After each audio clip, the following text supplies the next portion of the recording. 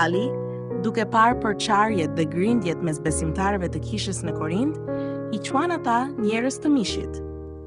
Kjo nuk do të thotë se ata nuk ishin të shpëtuar, se Pali I përshkruan ata si foshnja në Krishtin. Pra, ata ishin besimtarë të shpëtuar, por ende të papjekur në besim. Në vend që të jetonin sipas frymës së shenjtë, ata po jetonin sipas dëshirave të mishit. Smira dhe grindjet nuk janë shenja të një personi që eqen sipas frymës. Ato nuk janë as shenja të dikujt që ka vdekur bashkë me Krishtin në kryq. Kur besimtari jeton sipas frymës së shenjtë, ai mund të mposhtë dëshirat e mishit. Duke ju bindur udhëheqjes së frymës, ai rritet gradualisht në pjekuri shpirtërore.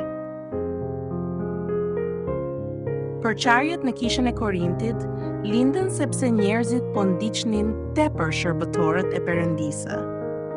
Ata nuk po shikonin te Perëndia, I cili jep rritjen, por te ata që vetëm mbjellin dhe ujitin.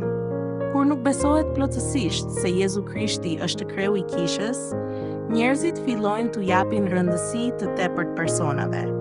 Por Zoti I kishës është vetëm Jezu Krishti. Shërbëtorët janë vetëm veglla që përdoren sipas thirrjes së Tij.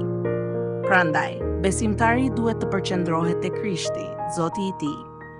Po ashtu, edhe shërbëtori duhet t'i ndihmojë besimtarët të shikojnë jo te ai vet, por te Krishti.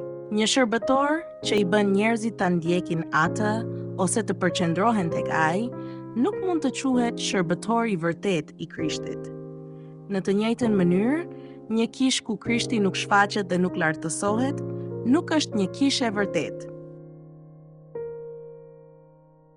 Pali gjithashtu thekson se themeli I kishës është vetëm Krishti. Asnjë themel tjetër nuk mund të vendoset. Për këtë arsye, kisha duhet të mbahet fort pas ungjilit të kryqit. Vetëm atëherë ajo do të qëndroje pa lëkundur përpara zjarrit të gjykimit të Perëndisë. Gjithçka që është e rreme do të digjet dhe do të zhduket në atë zjarr. Metodat dhe mjetet e botës mund të duken të dobishme për një kohë, por në fund do të kalojnë, ndërsa fjala e Perëndisë mbetet për jetë. Prandaj, besimtari duhet të mbahet fort pas fjalës, duke besuar se vetëm ajo mund ta ndihmojë të kalojë provat e besimit dhe sprovat e zjarrta. Çdo gjë që nuk bazohet në fjalën e Perëndisë do të zhduket si bari I thatë që digjet në zjarr. Në fund, vetëm jeta dhe shërbesa e ndërtuar mbi fjalën e Perëndisë do të jap fryte që mbeten për jetë.